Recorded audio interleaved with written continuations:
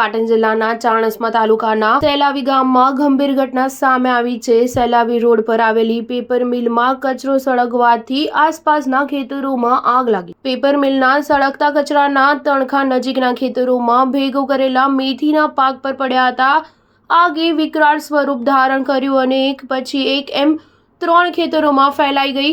આ ઘટનાથી વિસ્તારમાં અફરાતફરીનો માહોલ સર્જાયો હતો। ખેડૂત પટેલ ભરતભાઈ કાશીરામના જણાવ્યા મુજબ તેમના અને તેમના પાડોશી નવનીતભાઈના 2 વીઘા તેમજ અનિલભાઈના 1.5 વીઘા ખેતરમાં મેથીનું વાવેતર કરવામાં આવ્યું હતું। આગની ઘટનામાં ત્રણેય ખેડૂતોને અંદાજે 1.5 લાખ રૂપિયાથી વધુનું નુકસાન થયું છે। ભરતભાઈ અને અન્ય 2 ખેડૂતોને 50,000 રૂપિયાનું નુકસાન થયું હોવાનું જાણવા મળ્યું છે। લણણીની તૈયારીમાં રહેલો મેથીનો આખો પાક આગમાં બળીને ખાક થઈ ગયો છે। આ ઘટના પેપર મિલ દ્વારા યોગ્ય સાવચેતી વગર કચરો સળગાવવાને કારણે બની હોવાનું સામે આવ્યું છે। ચા ન્યૂઝ 7 પાટણ।